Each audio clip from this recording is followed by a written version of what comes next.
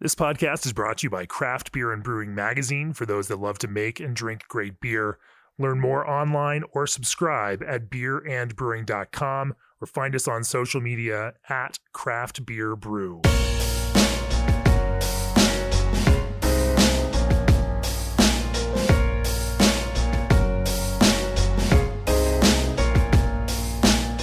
Welcome to the Craft Beer and Brewing Podcast. We're here for episode 184. I'm Jamie Bogner, co-founder and editorial director of Craft Beer and Brewing Magazine. And my guest today is Annie Johnson, joining us from Seattle. Welcome to the podcast, Annie. Nice to be here. I hope you all know Annie. She was 2013 Homebrewer of the Year, Pilsner Kell Master Brewer in 2012. Is a award-winning homebrewer. Worked for years for Pico Brew, is a brewery consultant these days, and was also writing a regular column now for Craft Beer and Brewing, our extract brewing column that we have cheekily titled No Rests for the Wicked. We're going to talk to Annie about a lot of her brewing experimentation as of late. She's been focusing a lot on historical brewing, of brewing with foraged ingredients and the like. And so we're going to delve into some of what she has learned through that research and through that process of experimentation. Before we get into that conversation, as the brewing industry's premier choice for glycol chilling, G&D Chillers has set the standard on quality, service, reliability, and dedication to their customers' craft. New this year, redundancy meets efficiency. G&D's micro-channel condensers are built with all aluminum construction, which eliminates galvanic corrosion. Using half the refrigerant of conventional condensers with fewer brazed connections translates to a lower GWP and less opportunities for leaks. Call G&D Chillers today to discuss your project, or reach out directly at gdchillers.com. Also, this episode is brought to you by BSG Hop Solutions. Meet the latest in the BSG Hop Solutions portfolio: sativa, strong expressions of stone fruit, floral, and resinous pine flavors and aromas define this blend, crafted specifically for use in hazy IPAs and other hop-forward beers. Sativa is ideal for aroma, whirlpool, and dry hop additions to hazy and juicy IPAs, or for any other hoppy styles where a combination of citrus, tropical fruit, and pine aromatics are desired. Go to bsgcraftbrewing.com to learn more, or call 1-800-374-2739. So, Annie, let's talk about your history in brewing and home brewing. Walk me through the quick 3 to 5 minute history of Annie Johnson in the world of brewing. Okay. No pressure. Well, I'll keep it short. I started home brewing in 1998. Always wanted to brew, just didn't do it. And then my mom encouraged me. She said, just go for it. So I found a kit in where was I? I was in Fort Bragg, California, after a reggae show. I used to work for a big concert promoter, but I had all this. What reggae band? It was called Reggae on the River. It was cool. I think they just stopped the festival, but it was 3 days on the Eel River in the middle of Humboldt County, and probably the best reggae festival in the world. So I think that sounds like a fantastic time. My first foray into publishing back in the mid-90s was the Scatastrophe Ska Zine and nice. Ska Magazine. And so I spent a lot of time engaged and involved with old school Jamaican musicians and have a deep love for those musical roots. Well, this would attract like Toots and the Maytals and Burning Spear. And, it was 3 days of great reggae music. And people would come from all over the world. So, and it was in Humboldt. So, it was really fun. But that was a great place for me too to learn about craft beer, because people, they go to reggae concerts and they like good weed and they like really good beer. So I think at the time I was drinking a lot of Red Nectar and what's the other great one that was Red Tail? Remember that? And a lot of Sierra Nevada. It was sure. But anyway, so I left the show. And we would decompress. So we went over to Fort Bragg, which is about an hour and a half over on the coast. And I passed a homebrew shop and I bought a kit. I brought it back to Sacramento and I went over to my best friend's house. I said, okay, here it is. So her husband and I, we looked at it and we thought, well, what are we going to do with it? So we decided to start brewing. So we did in the late summer of 1998. And we started naming all our beers after football greats and baseball players because we're big Oakland sports fans. And then and then they moved and they took the homebrew kit with them. And so there was a period of a couple of months I didn't do anything. And then it came in the mail, came back to me because they moved to Rehoboth, Delaware, with a big giant box of these beers from Dogfish Head. And I hadn't really heard of Dogfish Head. So I thought, God, I have Sierra Nevada and I have my West Coast beers out here, Lost Coast, I was drinking those beers, but these were very different. So then I just got into it more and more. And then I decided to enter competition, California State Fair, and I put some beers in. And I ended up getting a first place for my amber ale. And I think I got second best in show, which was really cool. But then I got bit by that bug. Yeah. As I'm known as. Back then, I was a bit of a ribbon whore, but I wanted to just enter because I love the feedback, but I also like the ribbons. The rosettes were beautiful. And that's how it just progressed from there. But in Sacramento, we had, and there still is, such a large brewing presence and probably some of the best beer judges. So I also got involved with beer judging, and that's really what probably made me the brewer that I am now, was becoming an accomplished beer judge and judging many competitions and reading and listening to these wonderful people. We have really, it's such a strong presence in the Sacramento and that Northern California area and the Bay Area too. Yeah. And then it just, moved on. It was just a hobby. And then I just kept doing it. And then just did a little bit professionally. And then I worked for Pico Brew for some time, but I never stopped home brewing. I always figured if the professional killed the spirit to do it at home, then I would never do it professionally. Luckily, that didn't happen. So now I'm taking a step back and just doing some consulting but mostly home brewing and focusing with my club and then with the Homebrewers Association. And then also with the Pink Boots, working with them here in Seattle. So all things beer and still judging and helping friends brew. That's my favorite thing, to help home brewers, because they have process problems and it's usually just a few things they're doing wrong. And it helped me. Someone helped me the same way and made my beer go from, night to day. So I love that, just stepping back and watching and helping. For sure, and we've certainly enjoyed you doing that through the channel of our magazine and being a part of our attempts to help people brew better beer out there. And it's fantastic to have you be a part of that. I love this idea of learning to, of judging beer, making you a better brewer, and I would love to. We can come back and talk about that. Sure.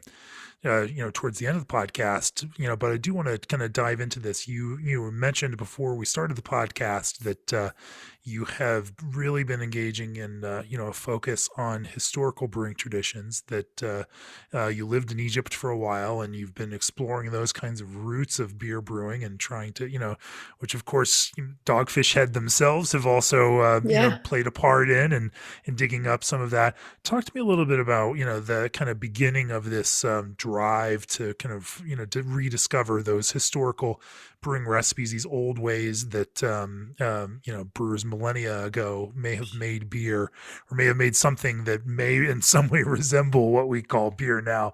Sure. Certainly was going to be a little bit different. Talk to me a little bit about that, and then where some of that research has led. Yeah.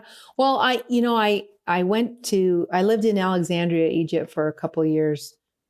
And and then also, being that far away from the States, traveling quite a bit, and you try the local drinks. You find out what the locals are drinking, the local beers. And then for me, I get this with all beers, I get a flavor memory. And so something I have that really sticks out, I get back home and I think, how can I recreate that? So I start to read all I can. And has anybody else done it before?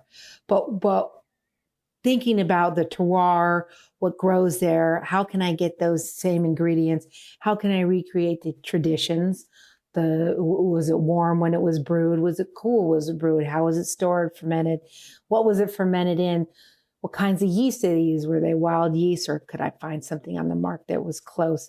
So I start taking notes, and it's a process of breaking it down. So the first time I did it, it actually was something more local. It was just steam beer from San Francisco. But that was in the early 2000s, and you only had Anchor who was doing it.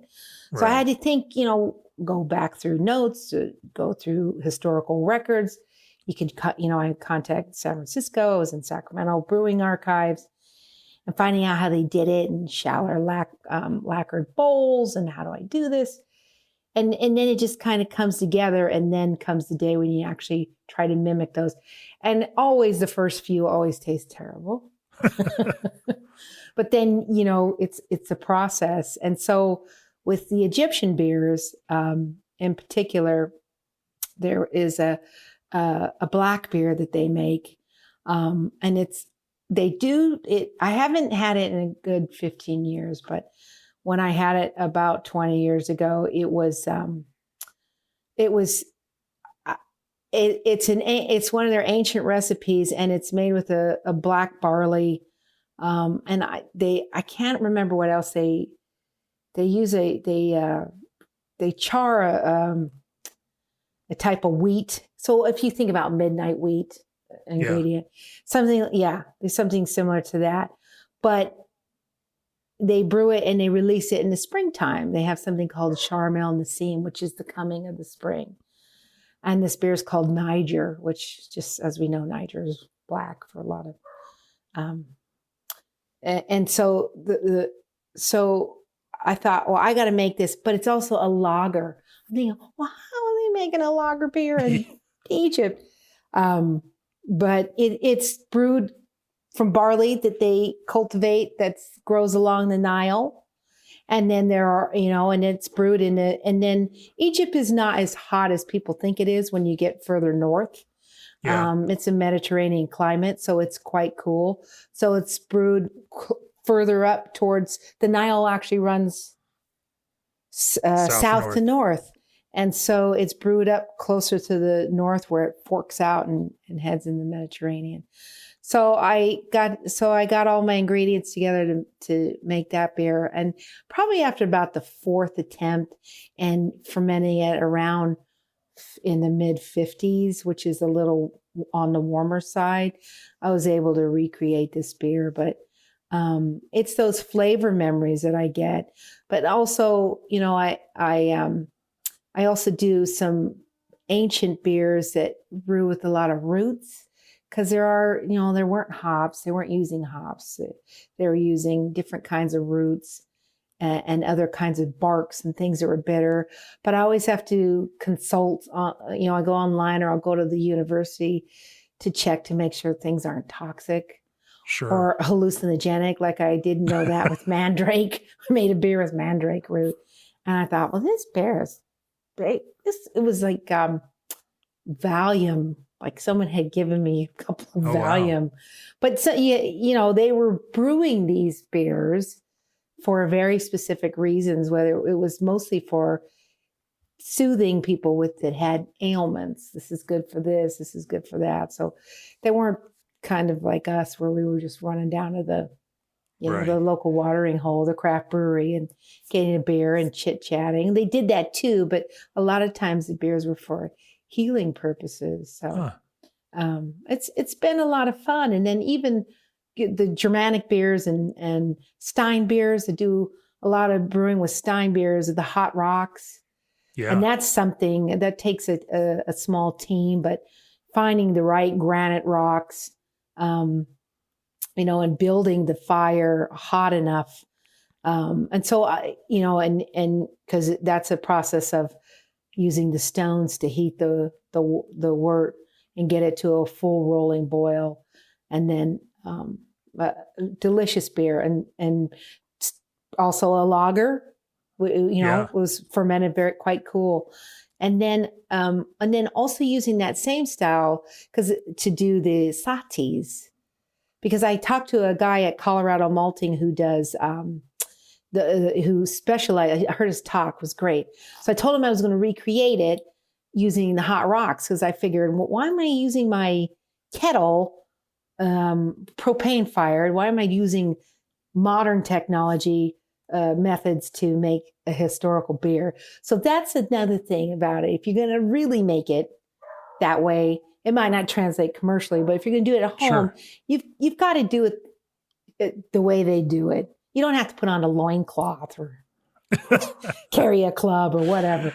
But you really want it to create that. And it's the same with Czech beers. I that's one of my specialties is doing Czech beers. Right. And that's why I am the queen of decoction, because that doesn't sound right, does it? It's kind of a weird mess of words. But I got to stick with the traditional processes to recreate the beer, especially when I think historically about a beer like, Pilsner or Quell. And they're still doing it that way. Who am I to be messing with what I think of as perfection? I think most brewers know that beer is, or the Budovice, the Czech bar, the Budvar, is that those beers are they're flawless. So, and even with German beers, the same as that is to brew them the way that they're supposed to be brewed. I'm not selling them, so I don't have to worry about tank space and time and those kinds of things. But so that's why I do that. But if you've ever been to Denver and you've been to Bierstadt Lagerhaus, they brew traditionally and they are phenomenal. So it does pay, to not mess with history sometimes. I agree with you. And, and I should say that I think that there are beautiful ways to brew in that purely traditional style. Yeah. And then there are also brewers who have found beautiful ways to upend some of those traditions. And that I appreciate that both of those things exist. Mm-hmm. And that at this current time in history, then we can taste beautiful renditions of both of those things, because it makes for a richer beer experience. I agree. But I am an incredible snob only when it comes to the Czech beers. Because I know what it tastes like. And so if you can put your own spin on it, go for it. And it could be beautiful and I will love it. But just watch the labeling. It just matters to me, but I don't go and get online and go, this brewery's jacking it up or wrong. But personally, I'm just going, well, I would rather have something else, Getting to that point and understanding when, we need to, when you double dry hop that Pilsner and now the predominant character in that is not what, someone expects from a flavor of a Pilsner. Should we call it something different? Can we find another language for it to describe it? It doesn't make it invalid. It just makes it, people need to relate to it in a different way. Well, you know what? The the Brewers Association they'll come up with about 12 different new styles as they do every year. I think they might be up to 3,000 now. But I love the creativity at local breweries. I really do.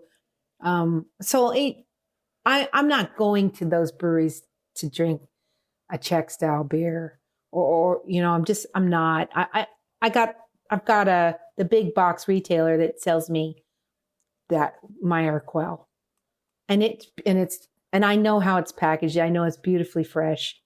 So I just get it there. So I don't disappoint myself, and I should not be so much of a snob, because I know how hard it is for commercial breweries to stay afloat, because the competition is real, and they have to find something. And I know that beer drinking public craves this and that, and they're hot on the hazies. Now they're hot on the fruited sours, and so it's not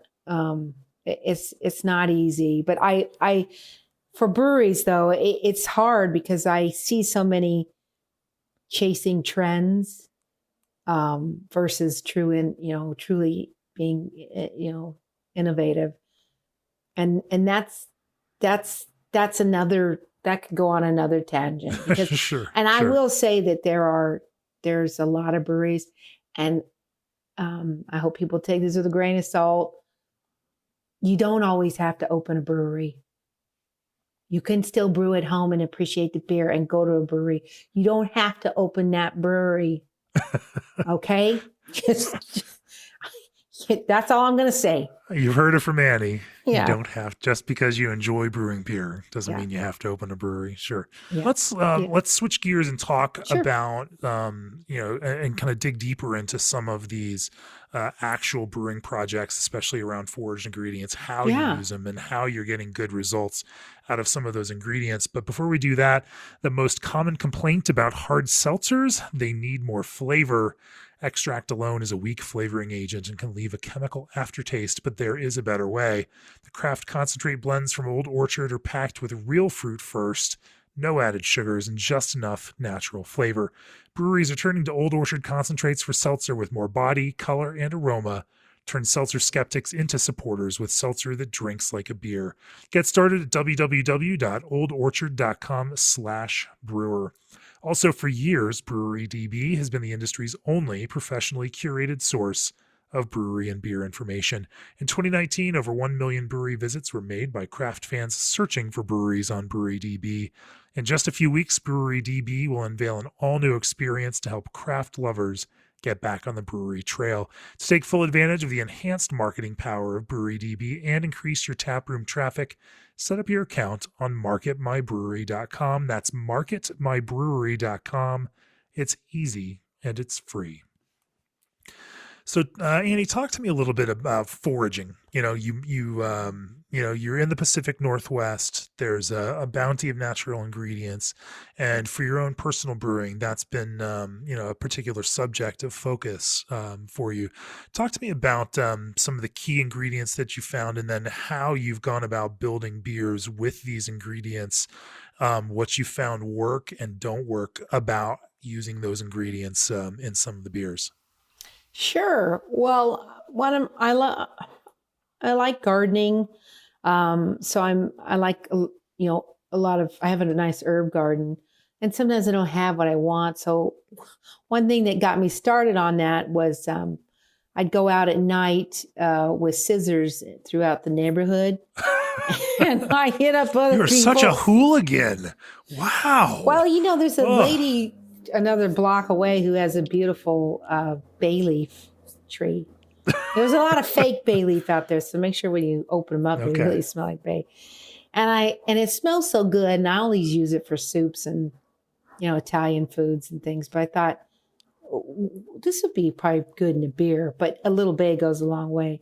So as with any herb, it's finding out the right base beer that goes with it. So I start to think about that. That's another way that the judging comes in handy, because a bay leaf porter, that sounds disgusting, doesn't it?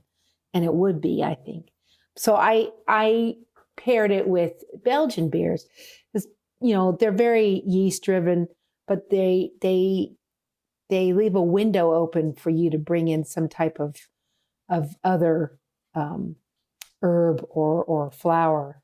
So I approach it that way. That sweetness too, kind of in that Belgian beer, helps offset that kind of earthy and woodiness of something like bay leaf. Exactly. So it's a good way to go about it when you're brewing, is to look at all the different kinds of styles of beer, and you can use those, those judging guidelines that are out there that just define beer styles, just as a guide, to know where a beer that would be really accepting of say a flower or a bark or nettles, which I've brewed with, or a bay. And then also when you're foraging those kinds of things, do they impart any color?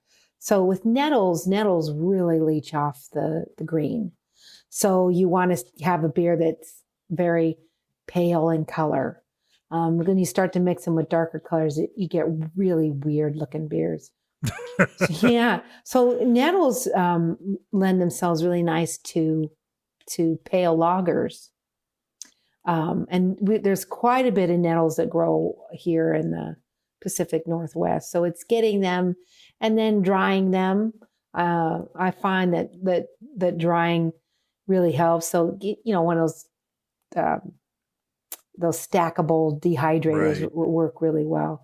So I've done the nettles, and then also wild coriander. So when I was sorry, with nettles, what flavor? How would you describe the flavor imparted by nettles? Nettles are they're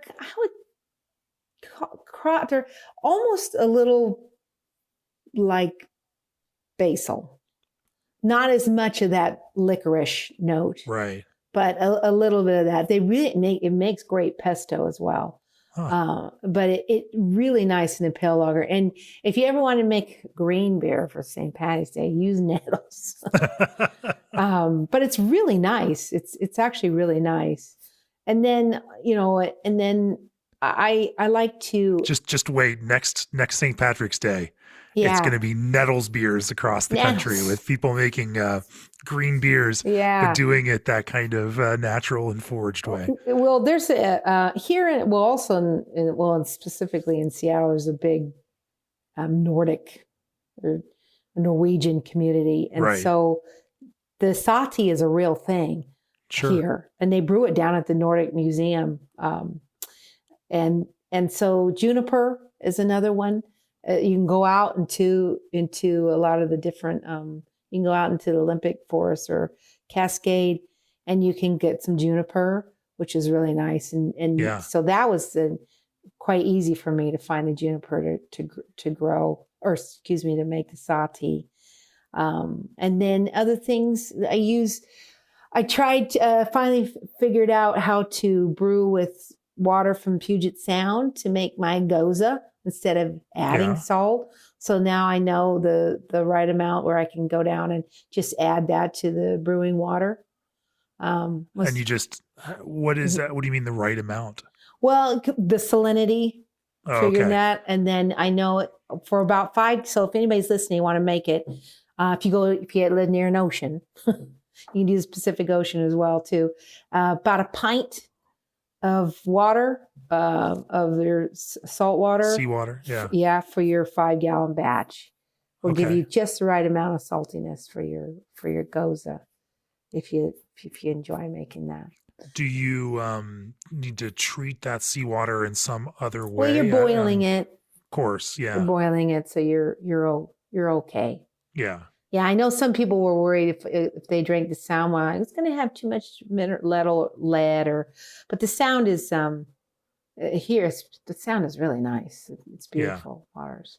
And then chanterelle, in chanterelle season, we head up on our favorite secret spot and forage for chanterelles, which are really nice. There's a great recipe. One of my brewing buddies down in outside of Eugene, his name is Danny Kahn. He has a beautiful recipe that he does, a Scotch ale with chanterelle mushrooms. So I do that as well. Yeah. The chanterelles, they lend this earthy apricot note, and it really works well with the Scotch ale. It's a beautiful beer, because you actually make the base beer, and then your chanterelles, and I'll tell this to anybody when you're brewing with anything that holds a lot of water or fruit or a mushroom, is to clean it well, and then freeze it, and that will burst those cell walls. So when you put it into the beer, and you always want to add those things in the finished beer as well, you'll really get the essence. So you add it with that and the ice crystals and all. So you actually dry mushroom that beer and condition it on it. But it's wonderful. And then it's almost time for my lilac tree to bloom. So I cut those down and I brew those, and they don't work so well in a Belgian beer. So I figured out that a blonde ale is great. So I have purple lilac. So I actually get a really neat, like a bluish purple tint to this beer. Huh. That's really nice. But you get the essence. And that's another thing I will impart is when you're brewing with anything, spice, herb, vegetable, flower, mushroom, whatever. Don't make that the whole beer. Remember that it's a beer. And you want subtlety. You don't want somebody to hit you on the head with whatever that is, like cinnamon. Have you ever had that? Ooh, especially in the pumpkin beer season, people really dump in the spice. And it's such a, obviously commercial brewers these days struggle with that because, and I see it over and over again, brewers that resist even listing something on the label because once you do, it creates an expectation for intensity of flavor in the mind of a consumer. And so, if you say it has cinnamon in, and I've noticed there's lots of beers that brewers are putting cinnamon in very small amounts into their beers in order to create a certain kind of baked character to it. But they're specifically not calling out that cinnamon on the label because it's not perceptible as cinnamon. And so the last thing they want is like, well, it says that it's supposed to have cinnamon in it. It doesn't taste like cinnamony enough. And, and that becomes this kind of interesting challenge that we always face. Vanilla is the same kind of way. Vanilla can highlight those fruit characters. But if you start saying it has vanilla in it, somebody's going to say, I don't taste the vanilla in this. And now that you've got a whole nother problem on your hand. Yeah. It's easier for homebrewers. I will say that for them or for us is that when you can, always use fresh over something that's not fresh. Right. It's you use a vanilla bean instead of an extract because you're at home. Right. You have one bean, maybe one bean's all you need. People put in 2, 3. I'm thinking you only need one bean. You just have to put it in at the right time. So it's a lot less expensive when you're doing things at home versus commercial brewers. But I tell you, when you have a commercial brewery that uses real vanilla bean versus one that doesn't, you can taste, really taste the difference. But it's just, sometimes it's just a background note. But subtlety is key. I also do. I do a lot of gathering here. So I'm a big crabber and clammer and oyster hunting. So I do a nice oyster stout, and I go get the oysters myself. When we eat and I don't know, some brewers put the whole thing in. Eek. So we eat the oysters. And then after the shells are clean, then I put the shells in the boil. Yeah. So who knows if they're doing anything at all. But But yeah, that's my oyster stout. It would seem to be a shame to waste good oysters. I'm telling you, especially if you're out there combing the beach and your back hurts. Yeah, you want to eat those. That's the whole point. So, but it is fun. Yeah, let's talk a minute. I'm curious, especially as you're exploring new ingredients, what that process of exploration looks like. And from a mechanical standpoint, how you figure out how to dial some of these things in terms of amounts and balancing, ingredients and flavors in those beers. Before we do that, the founders launched SS BrewTech with a very clear goal to advance brewing equipment design, performance, and quality to the very highest standards in the industry, with a team that draws upon strong functional backgrounds in brewing science, mechanical engineering, industrial design, supply chain, and manufacturing. SS BrewTech has the people and skill sets you want and expect from your supplier of pro brewing equipment. Head over to ssbrewtech.com for more information on their brew houses and brewing gear. Also, when it comes to brewing, nobody has your back like Clarion because their food grade lubricants are formulated to help you make your brewing system 100% food safe. That means when you switch to Clarion, you can put the costly potential of contamination and recall out of your mind.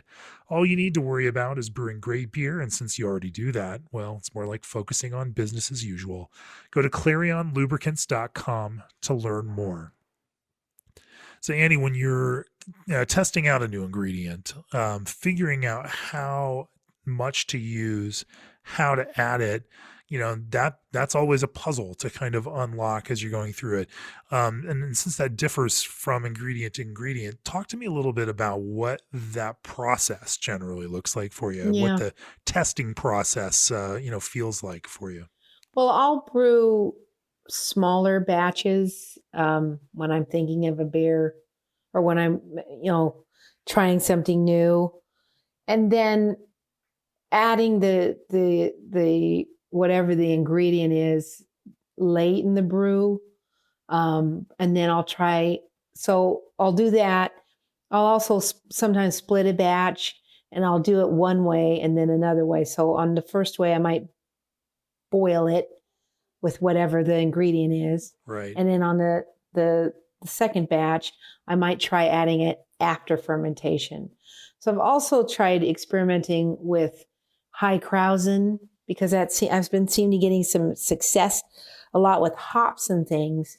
When about day 4-ish of fermentation is seeing so it's just basically a process, but starting small, but also, you got to go small because if you keep doing 5-gallon batches at a time, it gets really expensive and wasteful. And then you might get something that you don't want and you just have to dump it. Yeah. So starting small and then finding out when to add it, or maybe you just add it at long-term conditioning or right at packaging. So it's really figuring out, how small is a small batch for you? I'm curious, is that a 1-gallon batch? 2 gallons. 2 gallons. Okay. 2 gallons is good. I can't do. Are you firing up the Pico brew to make that one? No, I just do I have a smaller kettle that I'll use. Yeah. So I have a 3-tier. I'll just condense it down. And then I also do a lot of it. I don't always go all grain. I love extracts. I really do. Some people say they do and they don't do it, but I really do. I like extracts. This is why you were perfect for writing the extract brewing. Well, it really helps. I mean, there's so many good extracts on it. I love dry malt extract, and I'll just use the palest I can find, or extra pale or Pilsner, and I use that because it makes it so much faster. Because when I'm experimenting, I want to know before I might lose focus. So I'll use that so I can get on it right away. But I would encourage anybody who wants to experiment with foraging is to always check to make sure something is not toxic. Yeah. You don't want that great beer to be your last beer, No. So if you're going to do mushrooms, every mushroom tastes good the first time, but you have to do that. But small batch experimenting, and some things work, some things don't. I love Thai food, and I love the Penang. I love that flavor, the red curry. Oh my gosh. And I know I can get that flavor into a beer, but I got to figure out how I can get those spices so the beer is attractive. And how I got to figure out, that's my thing. I'm working on that one now. It's in my head. I got the flavor and I've got the note taking. So that's, that'll come about. And I know I can make it beautiful because I want to make it like beautiful, beautiful red, gorgeous, the big, but red, but it's got to have like a nice, white foam.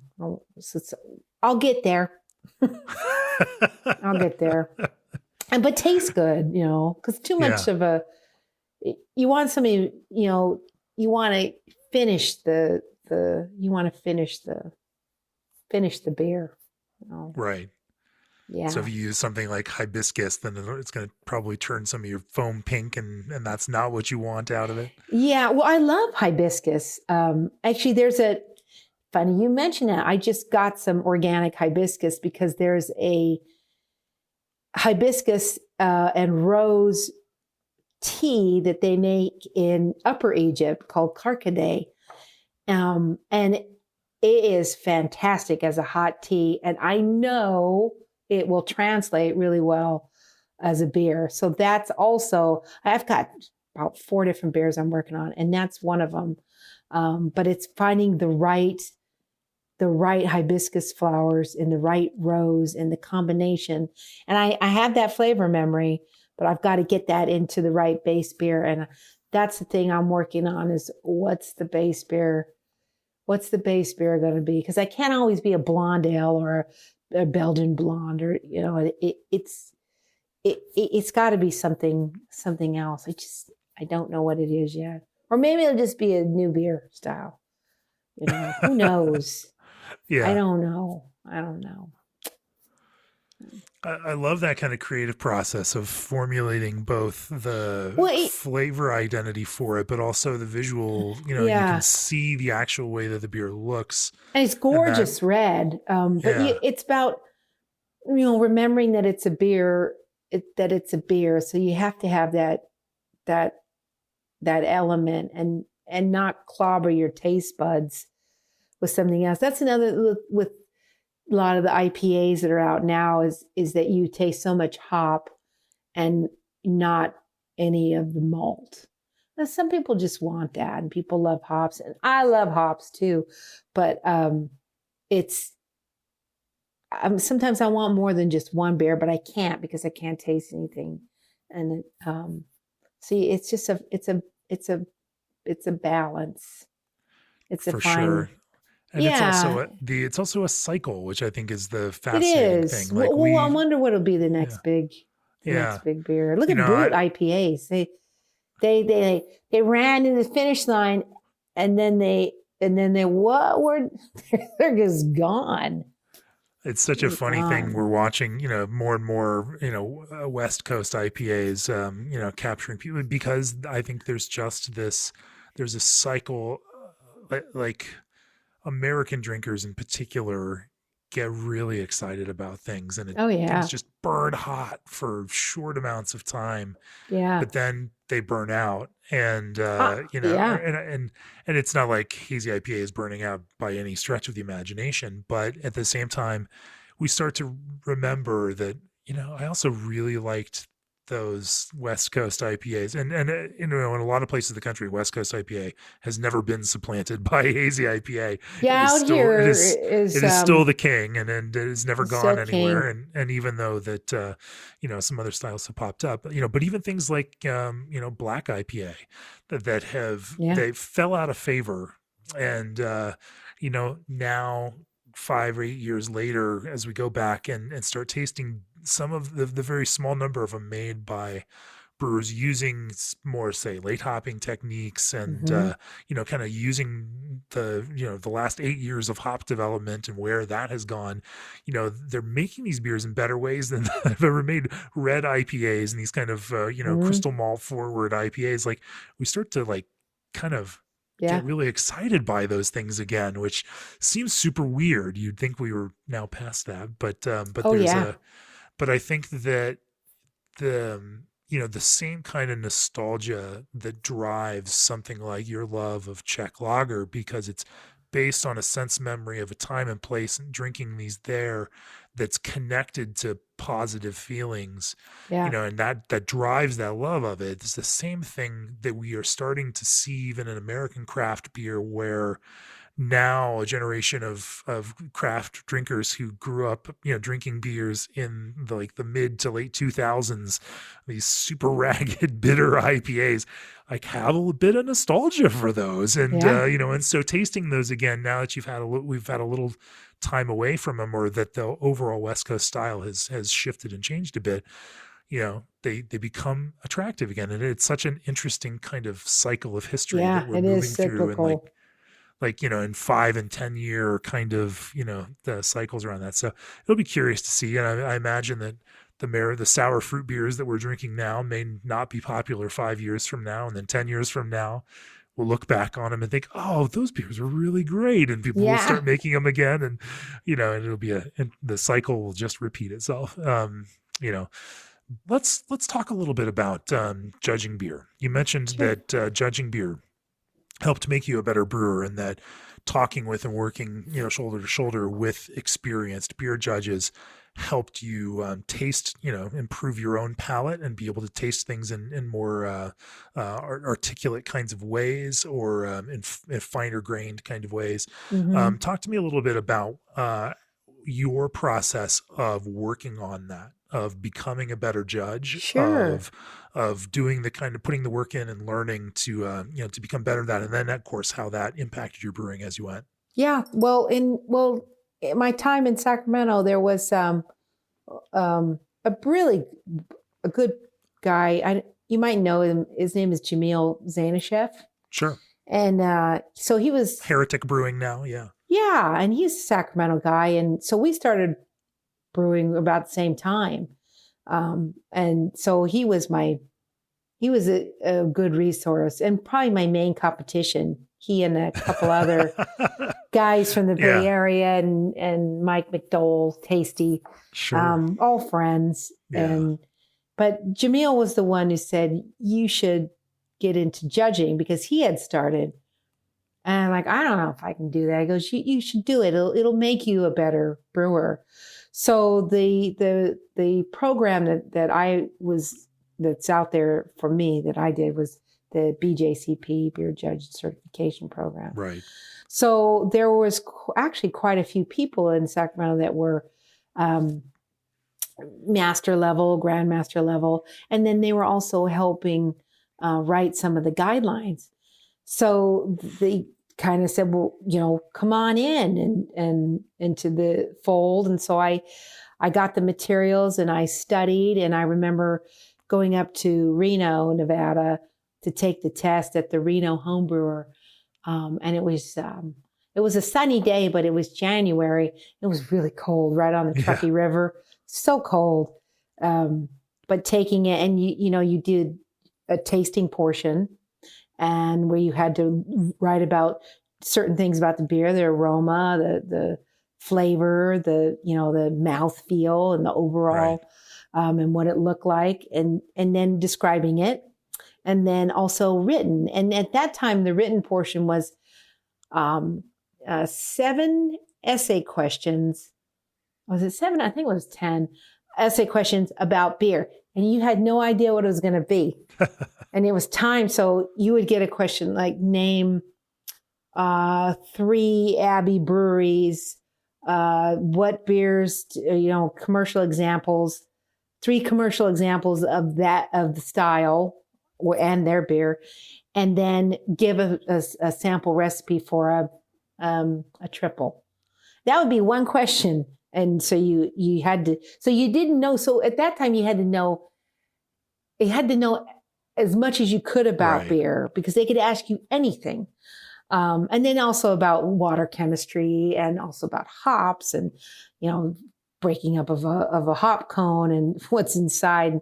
So it really helped me think about ingredients. Right. And then I had to learn about it or read historically, because I had to read about other breweries and how styles evolved, and then applying that to everything that you tasted.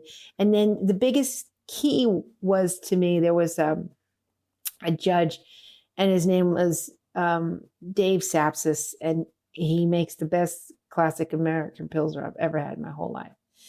And he said to me, gave me the best advice on judging homebrew. He said, remember that this is somebody's Saturday afternoon. Maybe they can only brew once every 6 months.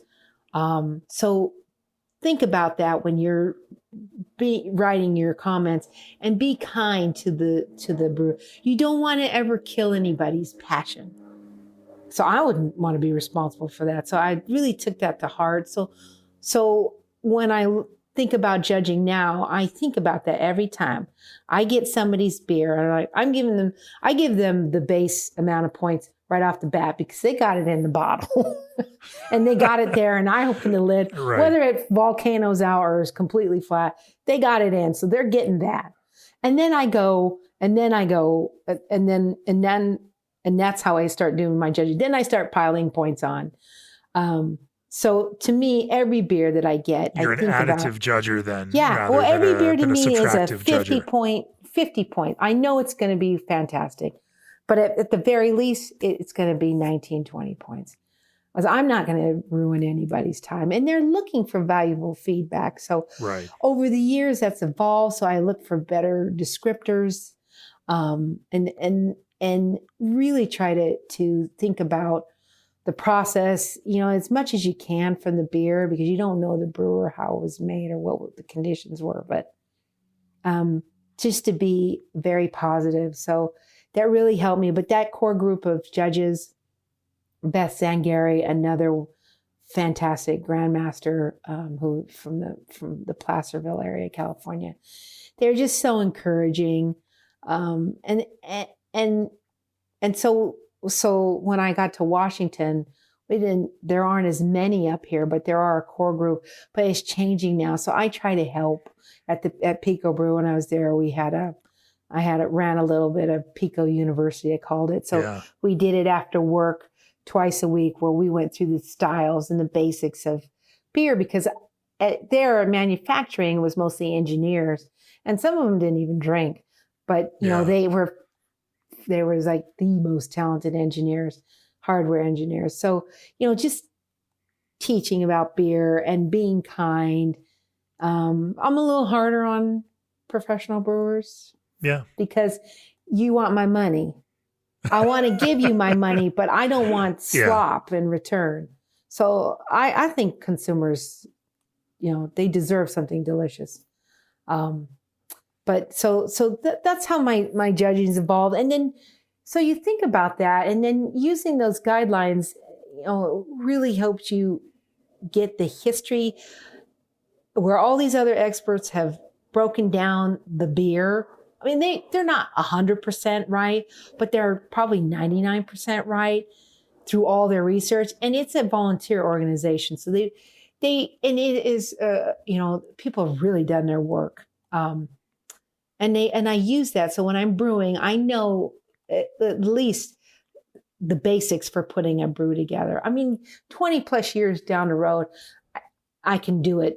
I can do it really easily without them. But I probably consult the guidelines 2-3 times a week, just because I want to read about. When I'm thinking, when I've got that flavor memory, I'll go there and use it as a great thing, with other books, of course, that I use. But it's a valuable resource. And judging really helps you become a better brewer, because you do learn about the beers and you taste so many other beers. So problematic beers as well as great beers. So the difference, because where else can you go sit down and the category might be, IPA. You'll throughout your judging day, you might taste 30 IPAs, and they're all completely different. Right. Color, flavor, smell, mouthfeel. Same with Pilsners. You're like, it's a German Pilsner. I know it's supposed to be this way, but I've got 12 beers in front of me, and all 12 are different. And so so you get to learn about when people say diacetyl, and they'll think, well, it's movie theater popcorn. Well, it's not always movie theater popcorn. Right.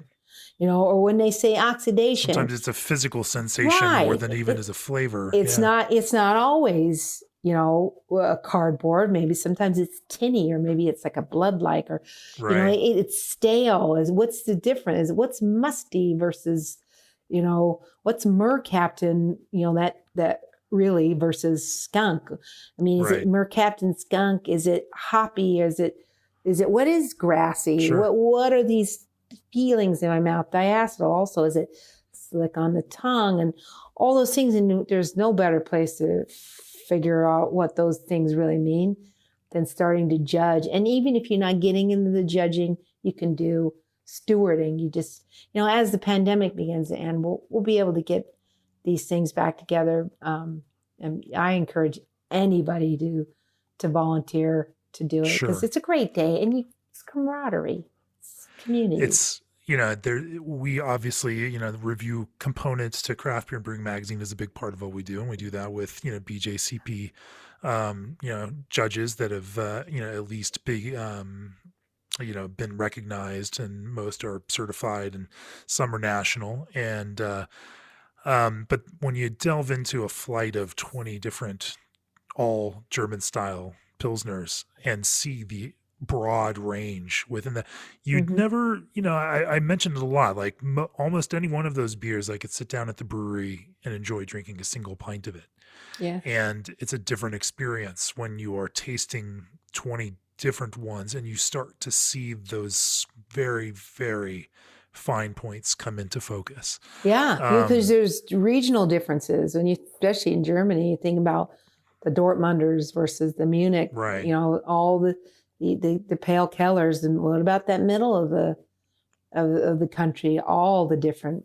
It's and cool. And you're right on that. Like there can be equally great beers that may, even within the scope of German style Pilsner, taste very different from each other, even though they're both excellent beers. But it's only that process that that helps bring that into focus. And it is one thing that I can say, in my experience with top level professional brewers, that palate is a distinguishing factor. That if, there's the technical capacity and the ability to understand what a recipe is and the ability to execute that in a brew house. And those are all important skills.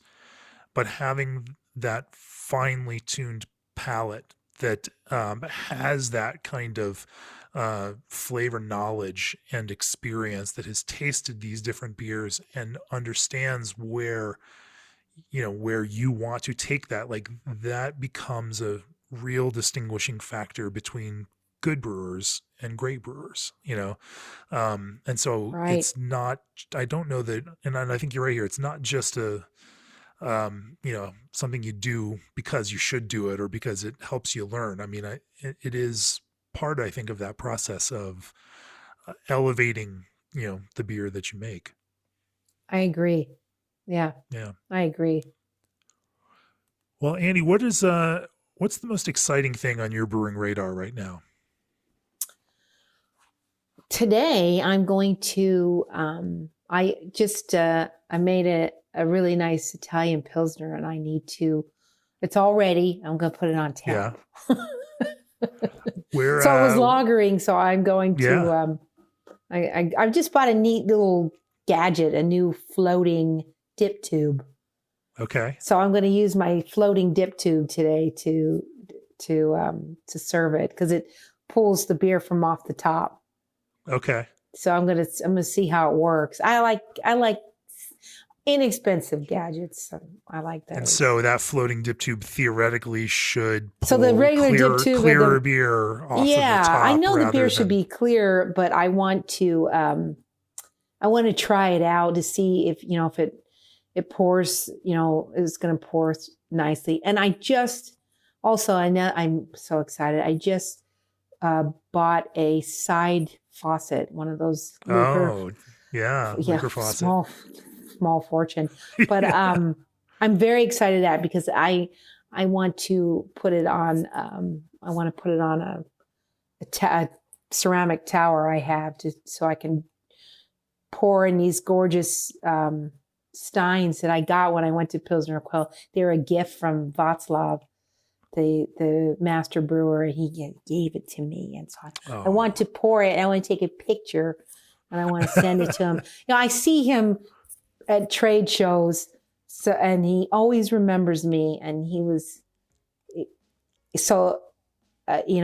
probably another reason why I can never brew any Czech beer without decoction, because I'll see his face going, "What are you doing?" Anyway, I've rambled, but I think that, and then I got a book. He's that little angel on your shoulder saying, exactly. I have this book. You have to decoct. Right. I just got this book, Historic German and Austrian Beers for the Homebrewer. And there's a picture on it. There's this chubby guy with the Stein. I know the listeners can't see it, but you can. But there's some great beers in here. So I want to get right into this. There's some winter beers. There's some beers. I was actually born in Germany, and some beers from Augsburg that are in here from where I'm born that I want to. That's another thing that's on the radar, but I'll get it all done. I probably have about 10 things, but hopefully I'll get at least half of them done by the summertime. Sure.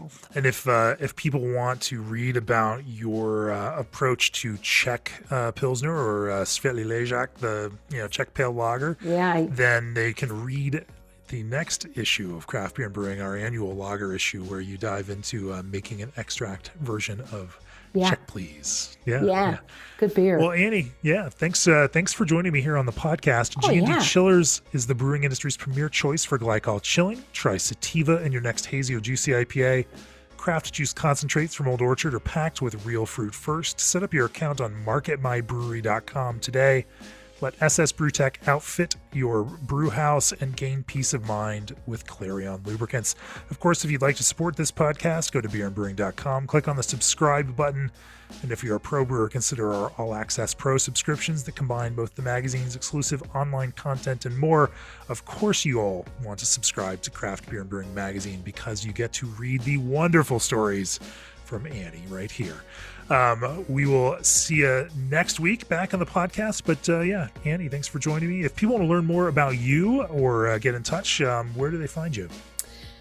You can find me on Twitter at the world's worst handle. It's at Buffalo Wing. Okay. Well, I got that handle in 2008. I had no idea that Twitter was going to go where it did. Yeah. Or you can find me on Instagram. I think I'm just Annie Johnson, but I also have an equally worse handle there. The smells of hot dogs. Who knew that? I don't know. I don't know if I want to know. Take off. It's a baseball thing. Yeah. But you can just Google me, Annie Johnson beer, and you can just. And I'll have some recipes out there too. So if people ever want anything, or a question, they can send me a note. Yeah. I'll get back to them. And if you subscribe to Craft Beer and Brewing magazine, you can read all of Annie's extract recipes right there. Again, thanks for joining me on the podcast. It has been really fun. Cheers. Nice talking with you. Cheers.